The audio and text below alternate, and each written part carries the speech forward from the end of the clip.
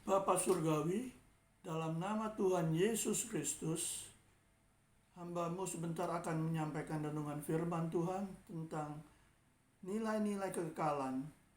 Bersabdalah Bapa, urapi hamba-Mu dengan urapan yang baru, yaitu urapan Roh Kudus-Mu, sehingga hanya firman kebenaran-Mu yang diberitakan. Di dalam Kristus Yesus, hamba sudah berdoa dan mengucap syukur. Amin. Shalom, kekasih-kekasih Tuhan, keluarga Kristus, keluarga kerajaan surga. Kita berjumpa kembali pada saat ini, dan saya akan melanjutkan untuk tema saya, yaitu nilai-nilai kekekalan. Di episode yang ke-9 ini, yaitu temanya nilai-nilai kekekalan bagian yang ke-6. Segera kita akan membaca renungan firman Tuhan, dan pada malam hari ini renungan firman Tuhannya bukan dari Injil Yohanes, tapi juga banyak dari kitab-kitab yang lain atau suratan-suratan yang lain. Jadi semua isi daripada firman Tuhan selalu berbicara tentang nilai-nilai kekekalan atau hidup yang kekal di dalam Kristus Yesus. Mari kita akan baca sebagai ayat kita yang pertama, yaitu di suratan Roma pasal 2 ayat yang ke-7. Demikian firman Tuhan. Yaitu hidup kekal kepada mereka yang dengan tekun berbuat baik, mencari kemuliaan, kehormatan, dan ketidakbinasaan. Nah, suratan Roma ini ditujukan, yaitu suratan Rasul Paulus kepada jemaat atau orang-orang rohani di Roma, yaitu hidup kekal kepada mereka yang dengan tekun berbuat baik. Beberapa waktu lalu kita sudah diberikan penjelasan tentang berbuat baik, ya. Jadi berbuat baik ini adalah yang di dalam Kristus, ya, bukan di luar Kristus. Karena seberapa kita berbuat baik di luar Kristus, itu firman Tuhan katakan bahwa itu adalah semacam kain yang kotor dan kain yang lara di hadapan Tuhan. Jadi tidak ada artinya perbuatan baik kita di luar Kristus, ya. Tapi di sini dikatakan dengan tekun berbuat baik itu di dalam Kristus setelah mereka bertobat dan diselamatkan. Jadi mereka yang tekun berbuat baik setelah mereka bertobat, diubah kehidupannya, ya, dari hidupannya di dalam kegelapan menuju terang Kristus yang ajaib. Mereka selalu harusnya berbuat baik, dan mereka akan dikaruniakan yaitu hidup yang kekal, mencari kemuliaan, kehormatan, dan ketidakbinasaan.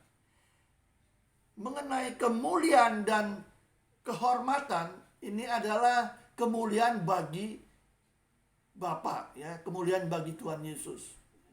Kita tidak mencari kemuliaan di dunia ini atau kehormatan di dunia ini, enggak, ya.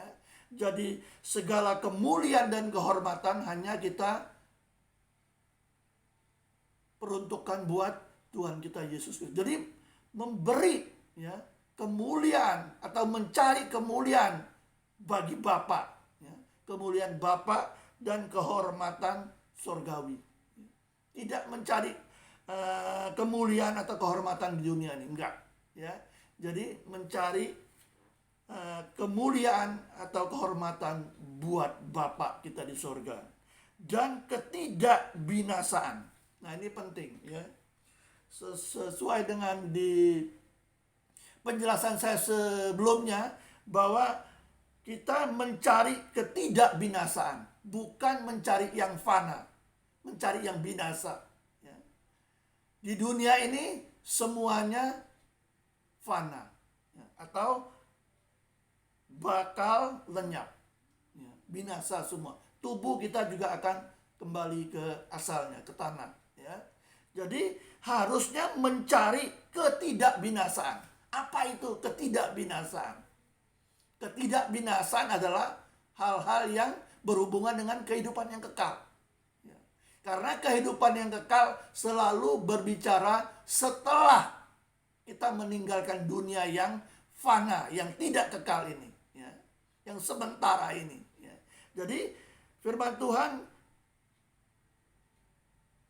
mengatakan bahwa akan diberikan hidup yang kekal kepada mereka yang dengan tekun mencari yang tidak binasa.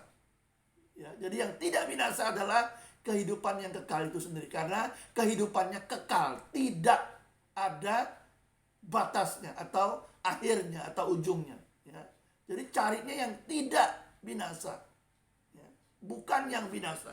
Jadi kalau manusia mengejar yang bisa membuat binasa, itu adalah salah langkah atau salah jalan. Ya. Tetapi manusia di dunia ini hidup, mengejar terus apa yang dikatakan uang, harta, ya, kekayaan, kehormatan, jabatan, ya. Itu sebetulnya kalau menurut firman Tuhan salah langkah atau salah jalan. Ya. Karena mengejar yang dapat binasa. Tapi firman Tuhan mengajarkan kepada kita, kejarlah atau carilah yang tidak dapat binasa. Itu bersifat kekal. Ini yang Tuhan mau kita kejar di dalam, cari di dalam Tuhan Yesus. Ya. Karena kekekalan itu hanya ada di dalam Tuhan Yesus Kristus. Di luar Kristus Yesus tidak ada kekekalan. Nanti kita akan baca di penghujung daripada ayat, yaitu nanti di 1 Yohanes 5 ayat yang ke-11, ya, nanti kita akan baca. Tapi kita baca dulu di suratan Titus 3 ayat yang ke-7. Suratan Titus 3 ayat yang ke-7. Supaya kita sebagai orang yang dibenarkan oleh kasih karunia-Nya berhak, ya, menerima hidup yang kekal sesuai dengan pengharapan kita. Nah, ini cukup penting penjelasan ini supaya kita sebagai orang yang dibenarkan oleh kasih karunia-Nya. Jadi setiap manusia, ya, harus dibenarkan oleh kasih karunia-Nya Yesus Kristus atau anugerahnya Yesus Kristus. Kalau kita tidak dibenarkan oleh kasih karunia Yesus Kristus atau anugerah Yesus Kristus, kita tidak berhak menerima hidup yang kekal. Ya. Jadi di sini saya tekankan kembali pengajaran firman tentang hidup yang kekal, ya, itu hanya ada di dalam Kristus Yesus. Yang berhak menerima hidup yang kekal itu mereka atau kita semua yang sudah percaya beriman kepada Tuhan Yesus, yang dibenarkan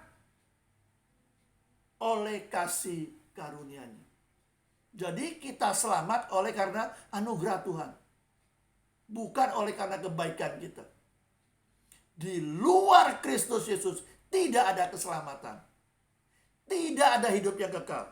Karena di sini orang yang dibenarkan oleh kasih karunia Yesus Kristus.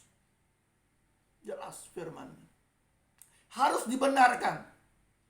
Kalau kita tidak dibenarkan oleh Yesus Kristus, kita adalah orang yang tidak benar. Jadi pada waktu kita bertobat, kita menerima Kristus Yesus sebagai Tuhan dan Selamat kita, kita dibenarkan oleh Yesus Kristus. Jadi Yesus setelah melihat pertobatan kita, Dia tahu bahwa kita sudah bertobat dan mengaku Tuhan Yesus sebagai Tuhan dan Selamatnya, kita dibenarkan oleh kasih karunia-Nya, oleh anugerah Tuhan Yesus. Jadi kalau kita tidak percaya kepada Tuhan Yesus, sama sekali kita tidak dapat dibenarkan oleh Tuhan Yesus.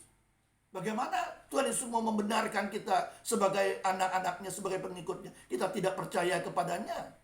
Bagaimana kita bisa menerima kehidupan yang kekal itu kalau kita tidak mau percaya kepada Dia? Ya. Jadi di sini jelas orang yang dibenarkan oleh kasih karunia-Nya berhak menerima hidup yang kekal sesuai dengan pengharapan kita. Jadi pengharapan kita satu-satunya hanya di dalam Kristus Yesus yang berhak menerima kehidupan yang kekal yang dijanjikan oleh Yesus Kristus, sang pemilik kehidupan yang kekal itu sendiri, karena kita dibenarkan oleh kasih karunia-Nya atau oleh anugerah Yesus Kristus. Ya. Jadi begitu penting kita dibenarkan oleh kasih karunia-Nya supaya kita berhak menerima kehidupan yang kekal itu. Kalau tidak, di luar Kristus Yesus, kita tidak dapat memiliki kehidupan yang kekal. Ya, ini ayatnya saya jelaskan. Ya. Kita segera akan melanjutkan di Injil Lukas pasal 18 ayat 18. Nah, ini ayat cukup penting. Kita baca dulu, nanti saya akan memberikan penjelasan daripada ayat ini. Ya. Ada seorang pemimpin bertanya kepada Yesus.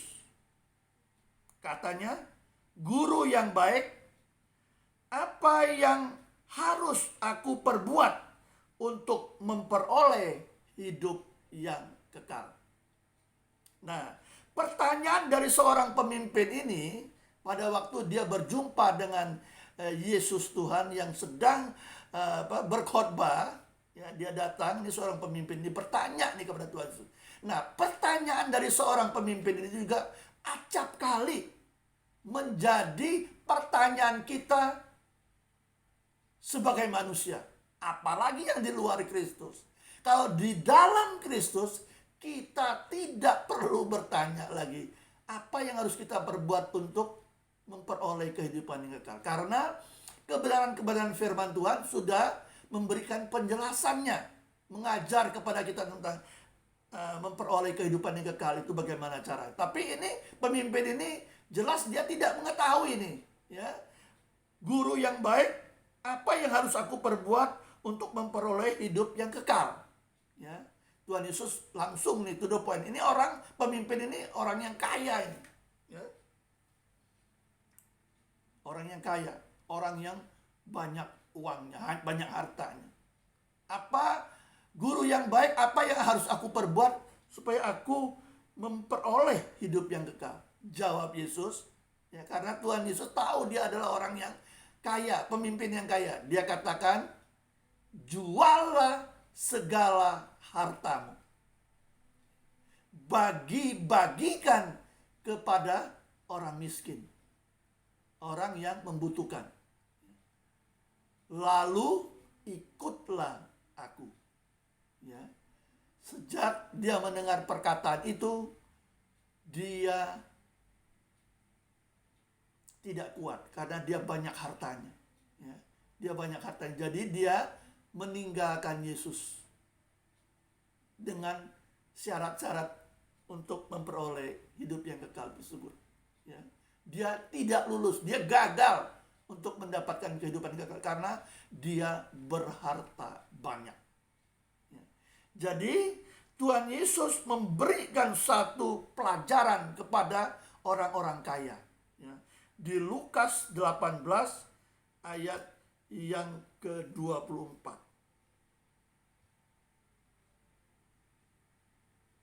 Ya.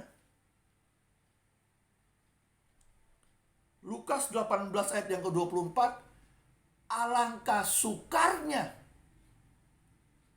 seorang kaya masuk dalam kerajaan surga. Ya. Alangkah sukarnya seorang kaya masuk dalam kerajaan surga. Kenapa sukar? Karena dia hidup, hatinya, semua kehidupannya ada di dalam hartanya. Ya, karena ada firman berkata, di mana hartamu berada, di situ juga hatimu berada. Ya. Jadi dia hartanya itu dibekap, ya, dipakai untuk dia sendiri. Karena Tuhan Yesus katakan bagikan hartamu kepada orang miskin. Dia kecewa, dia tidak lulus dengan syarat itu. Kenapa? Karena dia tidak mau bagikan hartanya kepada orang miskin. Dia tidak mau mengikut Yesus karena harus membagikan hartanya kepada orang miskin. Tidak lulus ini seorang pemimpin yang kaya ini. Ya. Jadi Tuhan Yesus berkata tadi, alangkah sukarnya seorang yang beruang atau seorang yang kaya memiliki kerajaan surga atau memperoleh kerajaan surga atau masuk dalam kerajaan surga. Susah karena dia tidak mau melepaskan atau membagi-bagikan hartanya, ya. Sebagai ayat yang terakhir, nah ini yang saya katakan tadi, saya akan memberikan penjelasan tentang ayat ini di suratan 1 Yohanes 5 ayat yang ke-11. Dan inilah kesaksian itu. Kesaksian apa ini? Kesaksian tentang kehidupan yang kekal itu, ya. Allah telah mengaruniakan hidup yang kekal kepada kita. Dan hidup kekal itu ada di dalam anaknya, ya, anaknya Yesus Kristus. Allah telah mengaruniakan hidup yang kekal. Jadi hidup yang kekal itu diberikan kepada orang yang percaya kepada Tuhan Yesus sebagai kasih karunia atau anugerah. Dengan perbuatan kita, dengan apapun, ya, kita harusnya tidak berhak atau tidak dapat atau tidak sanggup memperoleh kasih karunia untuk hidup yang kekal itu. Semua di sini karena kasih karunia. Sama tadi dengan Titus 3 ayat 7 tadi, ya, sebagai yang dibenarkan oleh kasih karunia-Nya. Jadi di sini ada lagi hubungan atau keterkaitan antara Titus 3 ayat 7 tadi dengan 1 Yohanes 5 ayat 11. Ya. Allah telah mengaruniakan hidup yang kekal kepada kita. Jadi hanya oleh karena kasih karunia Allah yang mengaruniakan, yang memberikan kasih karunia atau anugerah, yaitu pemberian cuma-cuma kepada kita.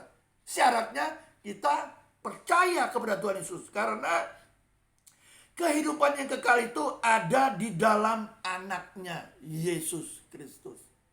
Di luar anaknya, di luar Yesus Kristus, tidak ada kehidupan yang kekal. Ya, jadi berkali-kali saya selalu menjelaskan, ya, dengan ayat-ayat firman Tuhan ini, bahwa di luar Kristus Yesus tidak ada kehidupan yang kekal. Itu yang perlu pendengar-pendengar YouTuber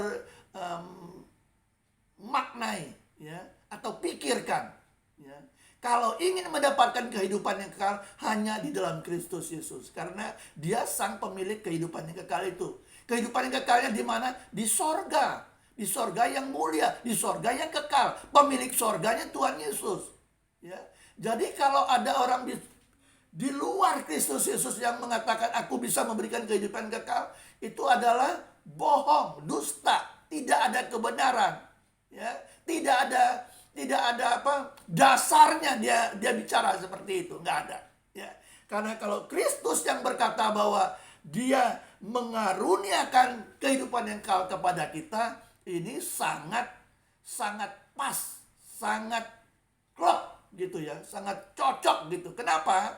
Karena Dia memberikan atau Dia mengaruniakan kehidupan yang kekal. Kehidupan yang kekalnya ada di sorga. Sorganya pemiliknya adalah Tuhan Yesus, ya. Jadi kalau mau hidup yang kekal adalah di sorga yang kekal juga. Nah, kalau sorganya hanya milik Yesus, ya Yesuslah yang memberikan kehidupan yang kekal, ya. Di luar Yesus tidak ada kehidupan yang kekal, karena sorganya milik Dia, ya, milik Tuhan Yesus, ya. Jadi saya sangat terbeban untuk memberikan penjelasan ini kepada yang di luar Kristus, ya. Kalau Anda ingin mendapatkan kehidupan kekal untuk hidup bersama-sama dengan Yesus di kerajaannya, di sorganya yang kekal, harus percaya dan beriman kepadanya. Nah, saya kadang-kadang ya mendengar banyak ya dari sinetron lah, dari YouTuber juga ya yang mengatakan bahwa mereka mengejar tentang kehidupan yang kekal di sorga, tapi tidak melalui Yesus. Nah, ini sangat tidak mungkin, sangat tidak masuk akal, dan salah perkataan atau salah jalan ya. Jadi saya tegaskan, selalu saya tegaskan tentang kehidupan kekal ini hanya ada di dalam Kristus Yesus Tuhan, Sang Pemilik kehidupan yang kekal itu, yaitu di kerajaannya di sorga yang mulia ya. Jadi kehidupan yang kekal itu ada di dalam anaknya Yesus Kristus ya. Jadi kalau kita membaca ya tentang kehidupan-kehidupan yang kekal di Alkitab itu sangat jelas ya. Makanya saya sampai saat ini masih di bagian yang ke-6 tentang hal kekekalan ini. Saya akan terus sampai episode yang ke sekitar 17 ya, karena beberapa waktu lalu ada pemberitaan firman tentang Tuhan Yesus disalib, kematiannya dan kebangkitannya. Jadi saya akan terus ya dengan ayat-ayat firman Tuhan yang ada, saya akan memberikan penjelasan yang lengkap dan konkret dan nyata ya di dalam Alkitab tentang kasih karunia Bapa kita di dalam Kristus Yesus yang akan mengaruniakan kepada kita atau memberikan kepada kita cuma-cuma ya, dengan syarat kalau kita percaya kepada Tuhan Yesus, kita beriman kepadanya, dan hanya kepadanya kita beriman, kita berhak ya, di sini dikatakan di Titus 3 ayat 7 tadi, berhak menerima hidup yang kekal sesuai dengan pengharapan kita ya. Jadi pengharapan kita benar ini ya. Pengharapan orang lain yang di luar Kristus adalah pengharapan yang salah dan keliru ya. Pengharapan kita yang benar adalah dibenarkan oleh kasih karunia-Nya, berhak menerima hidup yang kekal, dan kehidupan yang kekal itu ada di dalam anaknya Yesus Kristus Tuhan kita.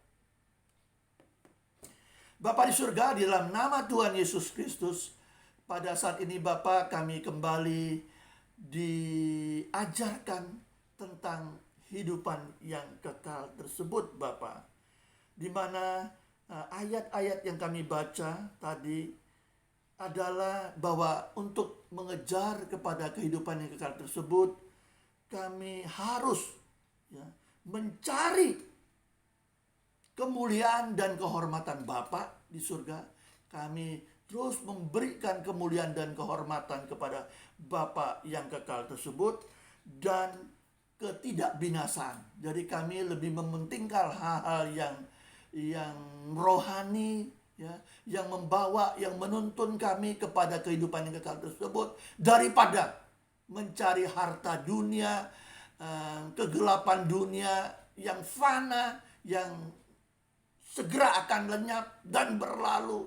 Tapi bagi orang yang mencari ketidakbinasaan, yaitu kehidupan yang kekal tersebut, mereka akan memperolehnya di dalam Kristus Yesus.